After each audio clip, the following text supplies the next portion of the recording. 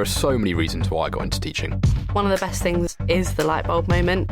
When you see a pupil suddenly understand something, that's really, really special. Every child is so full of potential, and the thing that makes me proudest to be a teacher is seeing them realise what they are capable of.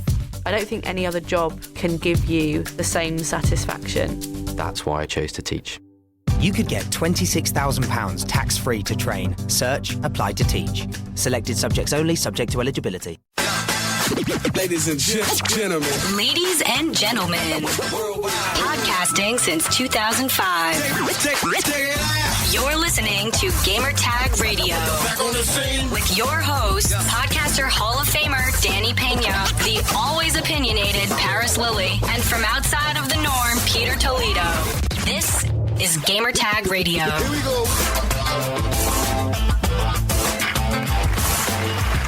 Welcome to Gamertag Radio, episode 653. This is your host, Danny, and this week is only going to be me.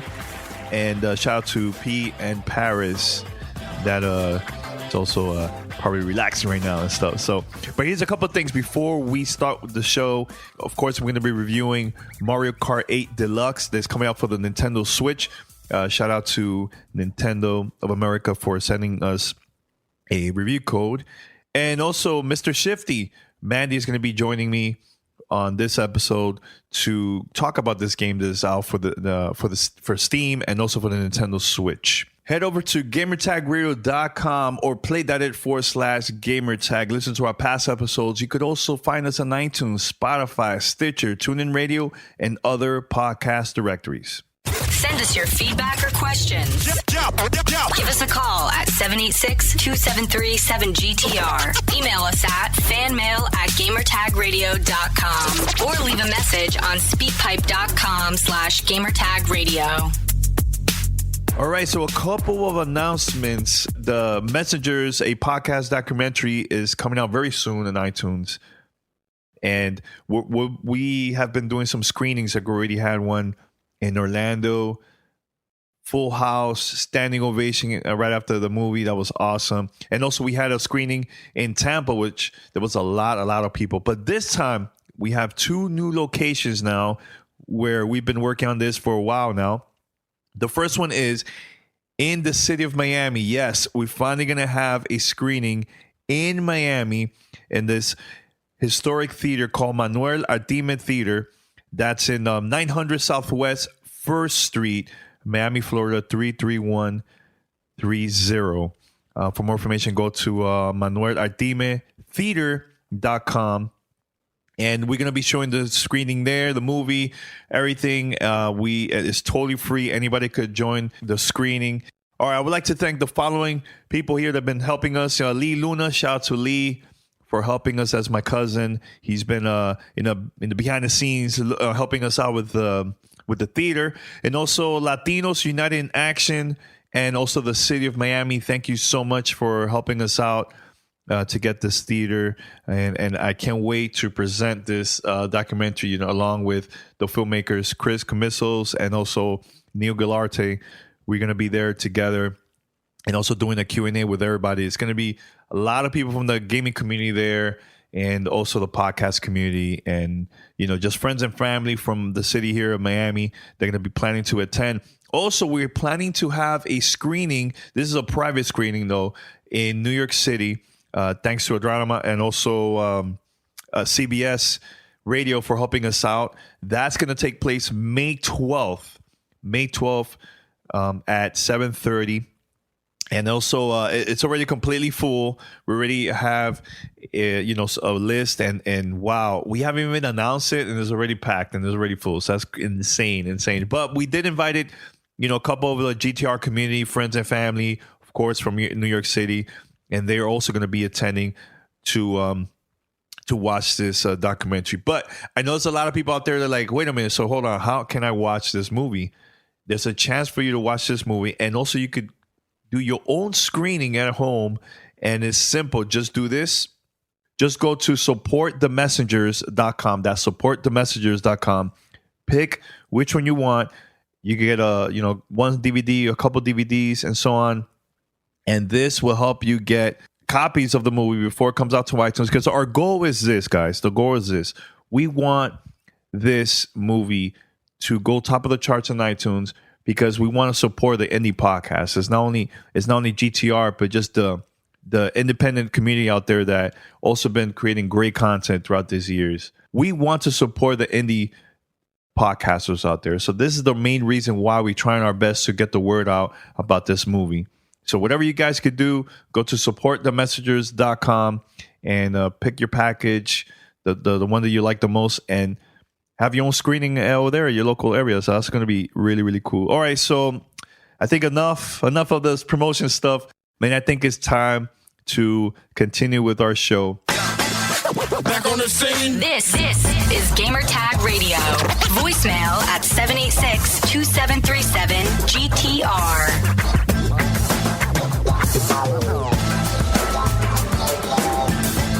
All right, so Mario Kart 8 Deluxe is it's a racing game that came out that's coming out for the Nintendo Switch.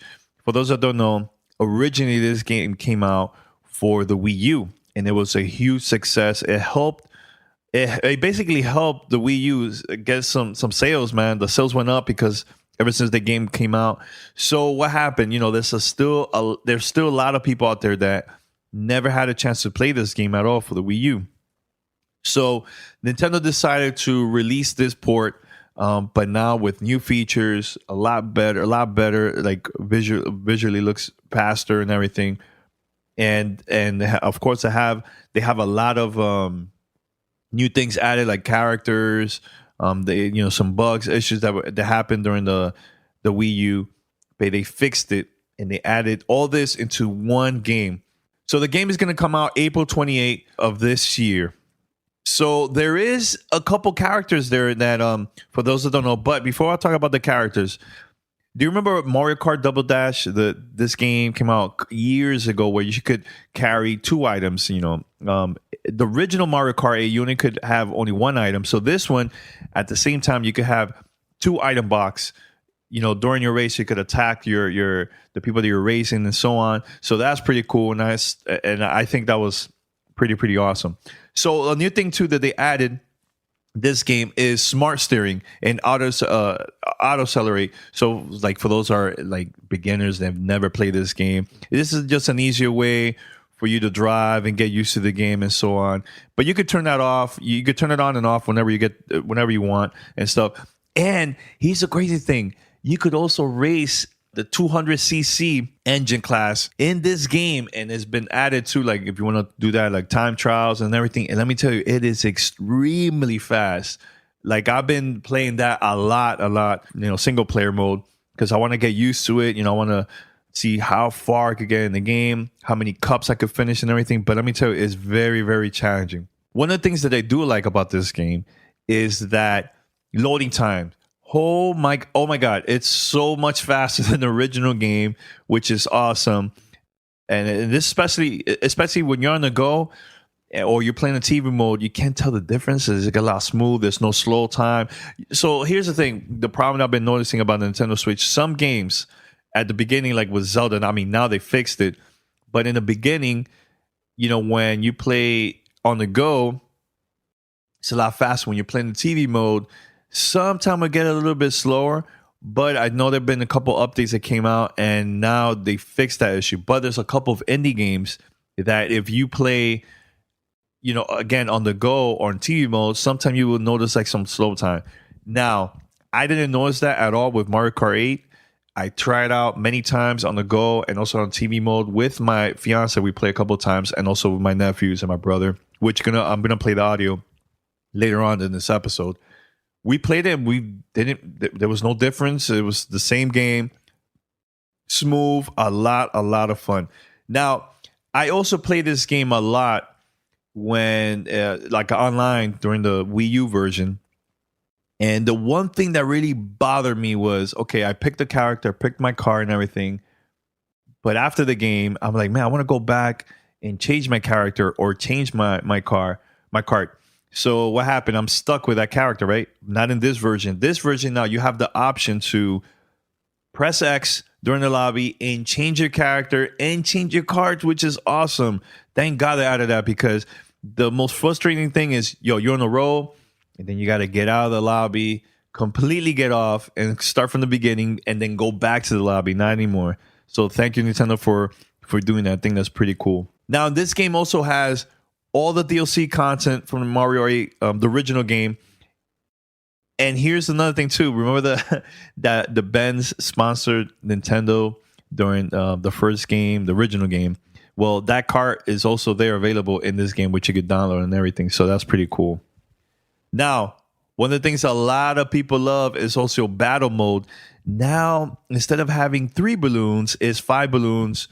This is like the official battle mode, which I like a lot. Of course, it's 5 different battle modes where you could play, balloon battle, renegade roundup, bomb blast, coin runners, shine thief, and so on. So that's pretty cool. You can also play this online against other players around the world or regional. So you're going to be busy with this for sure.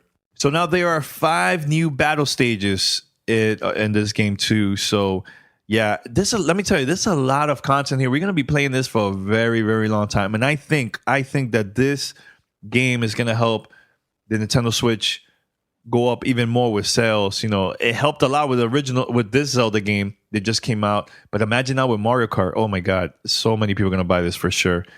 So I did created a tournament page for those that is part of the GTR community and they're planning to get Mario Kart and have the Nintendo Switch. I would like for you to also join us. We could play online. We could play against the computer and everything. And this weekly tournament resets every week. So that will be awesome for you. Not only play with other gamers from the Gamer Tag Radio community, but let's battle it out online.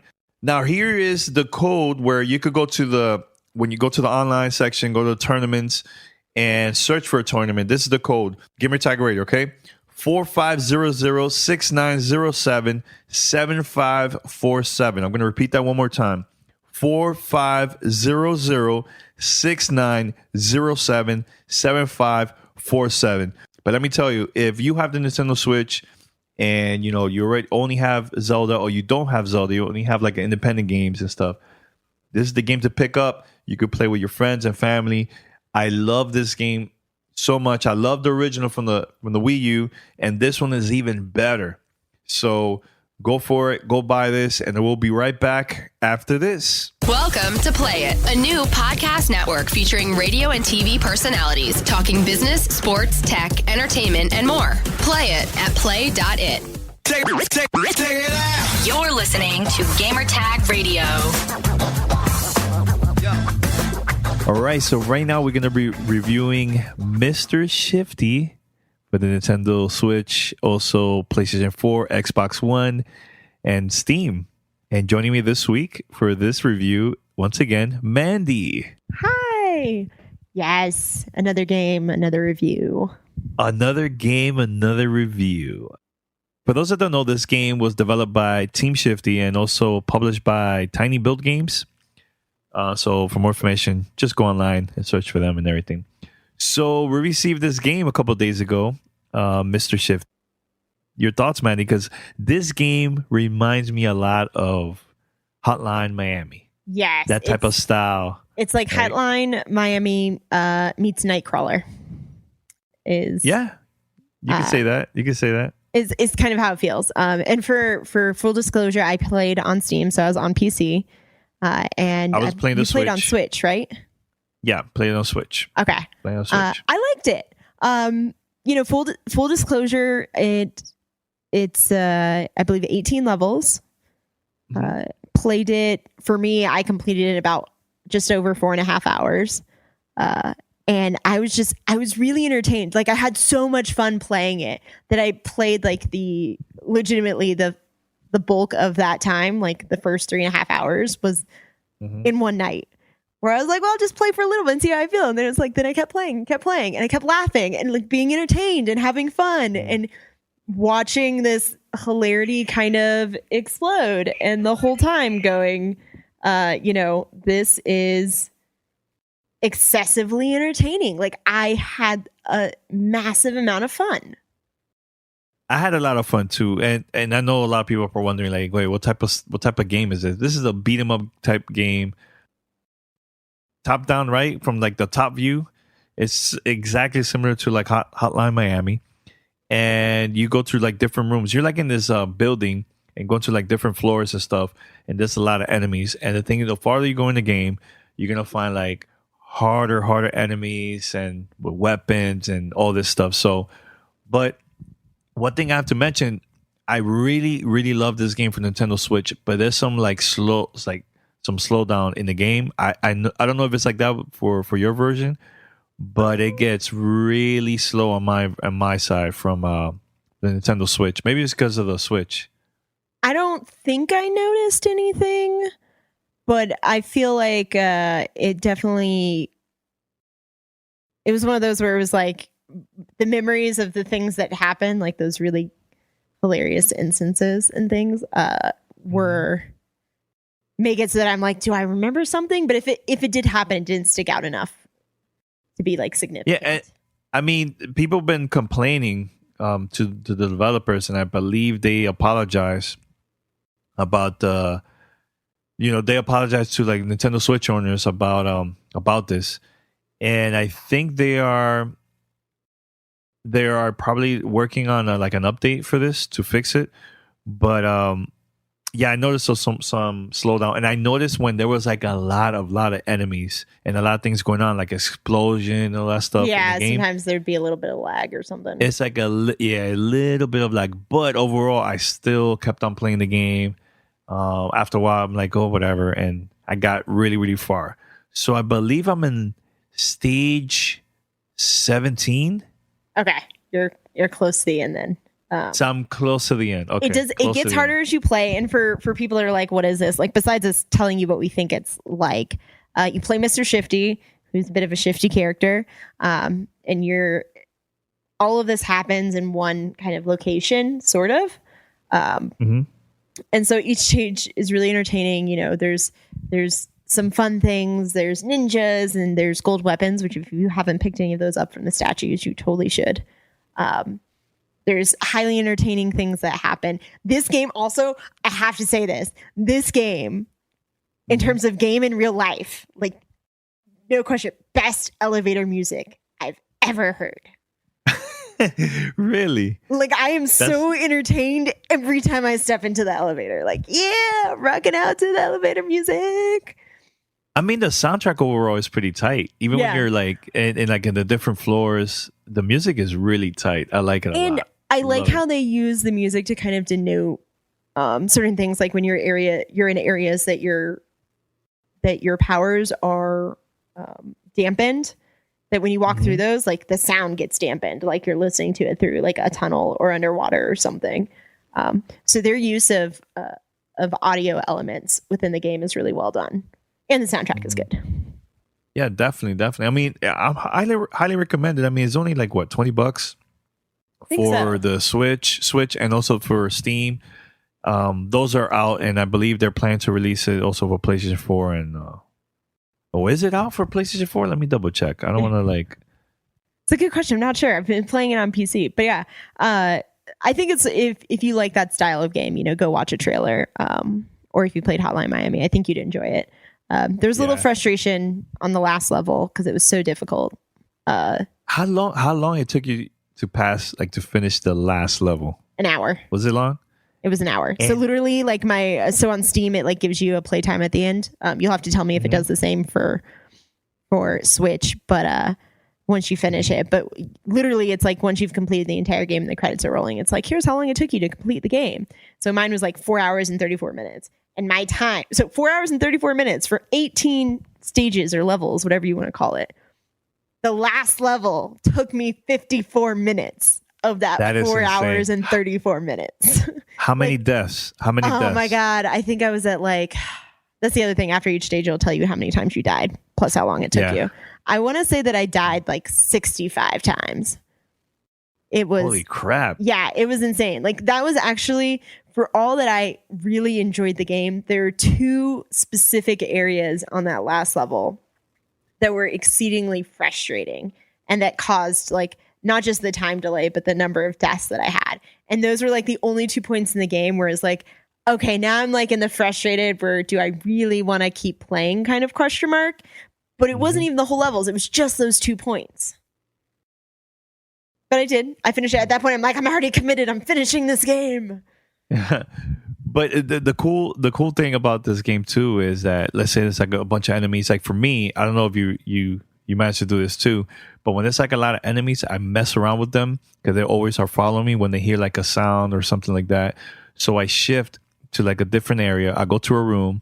They're like looking for me, all lost. And once they turn around, I shift back where they're at and I kick their butt and I wait to the next enemies. I keep on doing like that. But sometimes it could get really, really challenging because there's going to be enemies that are either big, stronger, faster. Maybe they have like some shotguns or like different type of weapons that can easily kill you. It's my mortal enemy. Oh, the flamethrower. That's another one too. Like you kill that person with the flamethrower, right? Sometimes that flamethrower could blows up. They could blow up too. So you got to be careful with that. And there's also like mines. There's bombs and stuff like that. So you have to be really, really smart in certain situations. Like, okay, what I'm going to do? I'm going to play around with the enemies. Do I pick up a mine, throw it to the enemy? And you could also damage like a desk or a table, and you could use that also as a weapon. I threw a lot of keyboards at people. Keyboard works. Keyboard is really, really good. So yeah. Yeah, I was gonna say that's the one thing I did like is there are puzzles themselves within the game, but then I felt like each area and each combat sequence was a puzzle in itself of like what is the best way for me to pass this area, and it's taking into account all those different ways that you can do combat, the types of enemies you're running into, what's in the space that's available to you, and how can you make all of that work together for you to pass each section. And so that was kind of the fun of it, was like sometimes it was ridiculous and you could tell like, oh, I just ran into this one spot over and over again and I keep dying. Maybe I should try something different. Yeah.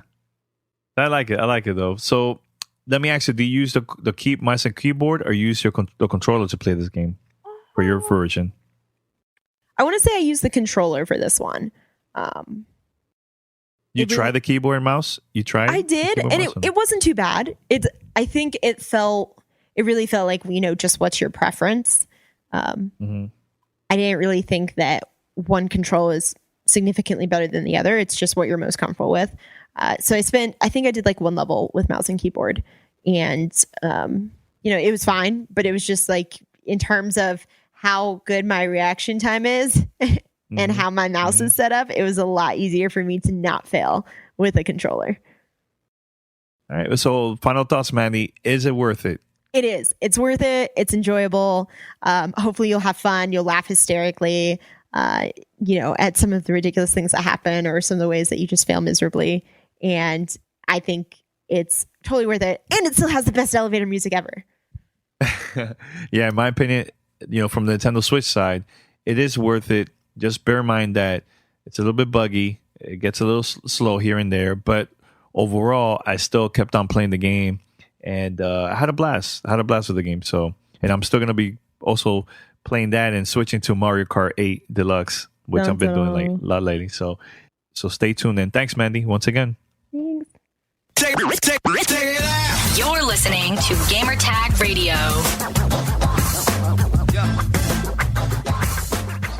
All right, thanks, Mandy, for the support. And right now we're going to be playing this because, for those that don't know, now it's been 12 years of Gamertag Radio. And one of the people that have been supporting us since day one and have been on the show for a very long time, multiple times, is Peter Moore. He used to work at Sega, then Microsoft, and then eventually EA Sports, and so on.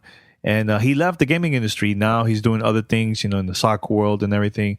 So, we have a lot of listeners that haven't heard these interviews, and as a thank you to Peter Moore, not only for supporting Gamertag Radio, but also being part of the gaming community and the gaming industry, I would like to dedicate this part, this whole interview to him.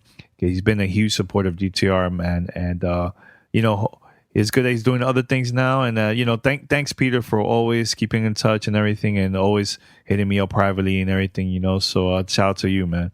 So here's a couple audio. The first time that Peter Moore was on our podcast was back in 2005. And then throughout the years when he was part of EA Games and all that stuff too. So I'm going to play right here. And once we come back, we're going to end the show. Check it out. Welcome to Play It, a new podcast network featuring radio and TV personalities talking business, sports, tech, entertainment, and more. Play it at play.it. Back on the scene. This is Gamer Tag Radio. But we have a call live from all the way from Redmond, Microsoft campus, Peter Moore. Hey, Godfrey, it's Peter Moore at Xbox. How are you? And a big shout out for the entire community for voting 0 Hour, our event last year prior to the launch of Xbox 360 as the best community event of the year. We're very proud of that. A lot of very talented people here at Xbox worked very hard to pull it off. And certainly for me, it was one of the great moments of my life when those big doors opened up there in Palmdale and I saw the excited faces of literally thousands of gamers as they ran in to get their hands on Xbox 360. So a proud moment and an even prouder moment for us to be able to get the best community event of the year. And also a big shout out to the entire community. It's obviously, we're right here in the middle of the holiday. Sales are going really well. Titles like, of course, Gears of War are selling phenomenally well. But I think most importantly as well, the community's rallying around things like Xbox Live and making it the place to go for gamers everywhere in the world. So, and I want to thank you and the community that follows you for all of your support. And it's going to be a great 2007 little thing called Halo 3 on the doorstep as well. Thanks, Godfrey, and thanks to everybody out there in Xbox land. Take care. Bye-bye. We have Peter Moore in the house. Yes, sir. And I got to say, man, you're the best player in Rock Band, man. Listen, I'm actually pretty good. It was an unfortunate incident last night in which I actually couldn't hear the music. But I'll tell you a little secret. There's a Rock Band party going on in Hollywood tonight that I'm going to go up there.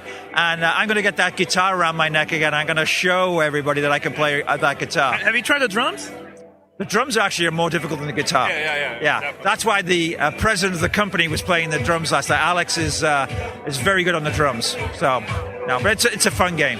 We had a lot of fun. Cool presentation at press conference yesterday. It was really cool, man. This year it was more focused on the exclusives, which is a good thing. And I can't wait for the titles when it comes out, this year. We showed 40 games last night, all of which between the Xbox 360 platform and the Games Windows platform are all showing up on those platforms in 2007, and kind of threw the gauntlet down to our competition, not to promise the future, but to deliver the present. And I thought we delivered the present well last night. I know all of us were waiting for the gray Xbox. That was like the rumor that was going around. You guys, what happened? Had me very worried. You guys have got to stop reading Kotaku. That's what you're going to stop doing. Yep. Right, Consente, stop it. That's right. Any questions you guys want to ask of Peter Moore? Well, first of all, I don't know if you know this. I'll let you know this. We made world history last night in broadcasting. We streamed it over the internet, your press conference, via Xbox Live Vision camera. Wow! So I could actually watch it on my television at home rather than crowd around my PC. On your computer, we streamed it on the computer. Well, no, but if it's coming back on Live Vision, I couldn't watch it on my TV. If I have a VGA, I bet I could. I could, yeah. We had a lot of good feedback. Everyone said that our video was great. It was better than G4. It was faster. It was. Where were you in the venue? Oh, you were? Yeah, okay. We were trying to focus when you made that mistake with Rock Band. It didn't work out. Yeah, thanks. What mistake? What mistake was that? I was actually showing the features of the game. How the fact that when you fail, that your teammates on the band have to work harder to bring you back in. It was all planned. No, but I really want to thank you because you guys made a huge change with a 3-year warranty. I think that helped out a lot. Yeah. What was the main reason it took so long for that to happen? Well, it wasn't a question of taking so long. I mean, we had to gather a lot of data and get a lot of logistics in place, and it wasn't a small amount of money involved either. So, I mean, I want to apologize to anybody that's listening that had been inconvenienced with getting the 3 flashing red lights, but, we're going to take care of you. And it's important to us that we take care of what is a very loyal and passionate fan base with Xbox 360. And, I'm really sorry if anybody had a tough time with that. And if you paid us, of course, to get it fixed, we're going to give you that money back. And if you have a problem now or in the future, we're going to take care of you. Mrs., you want to say anything? Yeah, I actually have a question for you, Peter. Yeah. We were talking about this at the press conference. Yeah, more beer, please. No, but we were talking about this at the press conference last night. You're basically going to have, within a 40-day period, you're going to have Blue Dragon, you're going to have BioShock, you're going to have... see, I've been drinking. Halo 3, Half-Life 2 Orange Box, all within this 40-day period. Do you think it's too much too soon, or you're just giving the consumers what they want and they can pick it up, when they can afford it? Well, those are probably games that they're all different genres. Not everybody's going to buy every game. The idea is to get both depth and breadth. So you're talking about, racing, action, adventure, first-person shooters. The point of the view is our job at Xbox is to be able to provide you with anything you want, something for everybody. We've got Viva Pinata coming, we've got Scenic coming, so we've got to also remember we've got family members we want to take care of. So it is the best lineup that I've ever seen at any holiday period of time in the years I've been in this business. So, it's very difficult to say to somebody, a third party, say, don't ship this year because it's too much. Right. At the same time, last night we talked about the perfect storm of gaming with, Madden, Halo, Grand Theft Auto. Madden's in that 40 days as well. So, it's a question of, hey, it's all coming. This thing happened in 2004. We know what happened there. So as tough as it is to fit it all in, and as tough as it is for you guys to go out and buy all the games, they're coming. And, maybe you wait for a few of them to go on sale after Christmas or something like that, but that's going to be the case. So I know the community always asks you, hey, Peter, what's your gamer tag? But I'm going to ask you, how's your gamer score? And you know what? My problem is my gamer score is languishing because I have to get on the road and do all this kind of stuff. So every now and again, I convince my son to get on there as me and build it back up again. So and I'm not going to tell you my gamer tag. All right, who's doing better, you or Bill Gates? Bill's pretty good. Yeah? And I know Bill is a PGR fan, so I know when PGR folks guys. His kids are younger. His kids can't help him with his gamer score. All right, so when I say any last thing to the Xbox community? I want to thank everybody as always for their great support of the Xbox and for the Windows platform. As we said last night, we've got a tremendous amount of games coming. We focused on right here, right now last night with about 40 titles. And we really believe that we've got what is by far the greatest holiday lineup in history. So I want to thank everybody again for all of their support and loyalty, particularly those guys on Xbox Live. And, we've got a lot of great stuff coming. We look forward to, as always, doing business with everybody out there. All right. Hey, give a shout out to Gamertag Radio. Gamertag Radio, coming live from beautiful Santa Monica. Wish you could all be here with us in the Viceroy Hotel, where we're drinking beer, we're eating food, we're playing games, we're hanging out by the pool. All right, man. Thanks a lot, Peter. All right, my pleasure. Appreciate that, man. Thanks, you guys. Problem, Take care. Thanks a lot. Pleasure seeing you guys. Thanks. Now here's Godfrey. I was expecting interviewing you yesterday, but hey, that's fine. Just grab them while you can. All right. So please present yourself and what you do for Microsoft. Whoa, I'm Peter Moore. I run what's known as interactive entertainment. What does that mean? It's the Xbox, of course. Okay. Xbox Live, games for Windows, and I'm the proud owner of about 2,200 people at Microsoft. All right. So let me ask you this. If you had a chance to be the VP of Sony and Nintendo, what would think the biggest changes you would do that they should do? Well, so let's start with Nintendo. I think, I think they're doing a great job in broadening the audience. I think that, as I think you saw yesterday, I think there's an opportunity for them to go after a more core consumer. It may, because they need to build their attach rate up a little bit, sell more games. I think I'd be more aggressive in talking to third parties about the opportunities that present themselves on the Wii platform. I think they're doing a great job in the DS. I don't think there's anything I would improve there. Okay. If Sony, I would accelerate online. I think the home is going to be interesting, but it's still a long way away. I would make a special effort to get that integrated into all the games and compete with Xbox. With Xbox Live. It may already be too late, but I think you've got to go after that business and go after it hard. What is the most difficult part about your job? This year in particular, making selections about all the games we got. I mean, the toughest part is we've got so many great games that we have to do some portfolio management and start pushing things around and out of the way and help our third-party partners get some slots in the schedule between now and Christmas. So that is a tough job right now. We got too much stuff, and we got to be able to figure out how to merchandise all that stuff. Why do you think it's so important for you guys, the community, the Xbox community. Since day one, you people have been very strong with that.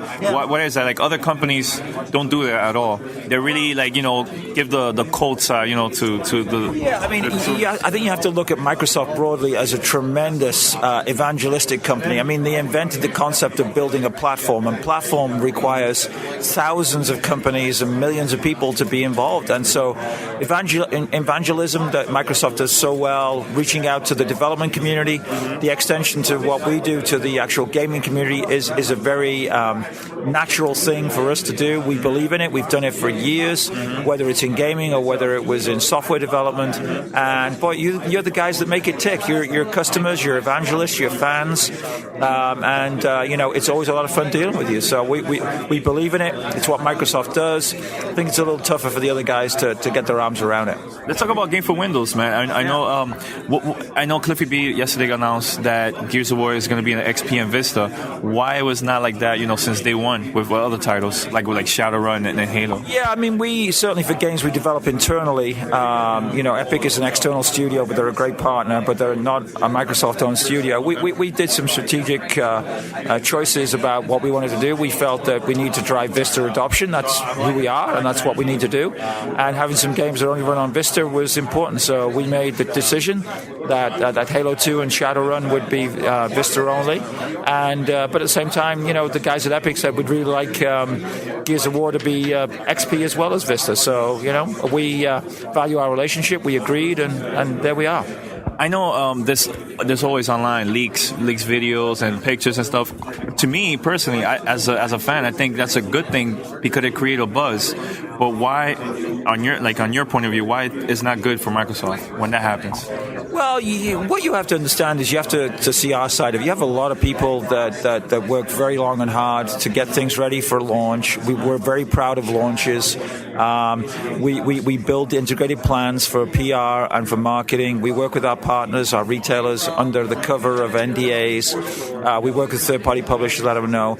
And it's incredibly disappointing for these guys and gals that work for me to have something crushed by some kind of a leak. It's the only thing I can point to in your personal life, if you had something that you wanted to do and somebody leaked it to your mom and dad in advance. Yeah, without you telling them. That's what we're talking about. All right, man, thanks a lot. All right, my pleasure. Take care, man. Take care. Back on the scene. This is Gamer Tag Radio. Voicemail at 786-2737-GTR. All right, so that's it. That was multiple interviews of Peter Moore that he's been on the show throughout the years, man. So shout out to him. All right, so we're going to end the show. Remember, we're going to have a lot of screenings throughout the country and so on. The next screening is going to be in New York and also Miami, of course.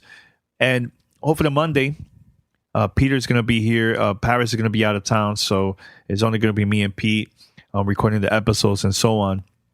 So continue sending us questions and so on. One thing I do want to mention, I was reading that there's rumors, I think Eurogamer posted this, that Nintendo is planning to make a Super Nintendo Mini. Very, very interesting. If that happens, I'm definitely going to buy that because that's one of the things that I wanted since the get. I love the original NES, don't get me wrong, but Super Nintendo is a lot of classics, Super Metroid, Castlevania, Contra, the Mario games. Oh my God, Final Fantasy 3. That to me is my favorite Final Fantasy. I know a lot of people bring up Final Fantasy 7, but man, Final Fantasy 3 was very, very challenging, and it was a lot of fun. Great story. And I remember playing that as a kid. I was like, man, the sound, the graphics, oh my God, I can't get better than this. So it's awesome. I hope they add that and add Super Punch-Out and a couple other games there, man. That would be great if they do that, man. So I hope it happens. I'm very curious to see what people actually think about this move. If Nintendo plans to release a Super NES Mini this Christmas during the holidays, and I'm curious too about that because let's say they do release that, and also they're gonna have the Nintendo Switch. How's that gonna work? Are they gonna promote both or just one, or is it going to be kind of like the NES? Hard to find. We'll see. It's a lot of questions, man. But I know a lot of the media outlets been contacting Nintendo, and they've been quiet quiet about this rumor. They haven't said a word. So hopefully during E3 we'll find out more about this and so on. So yeah, this is a very short episode for today, but don't worry, Monday we're coming back. We're going to have a lot of more content and so on. So continue to send your voicemails. We have a lot saved up for the next episode, but just send it and we're definitely going to play it on the podcast. Send us your feedback or questions. Give us a call at 786-273-7GTR. Email us at fanmail@gamertagradio.com or leave a message on speakpipe.com/gamertagradio. All right, until next time we're out. Thanks for all the support. Peace.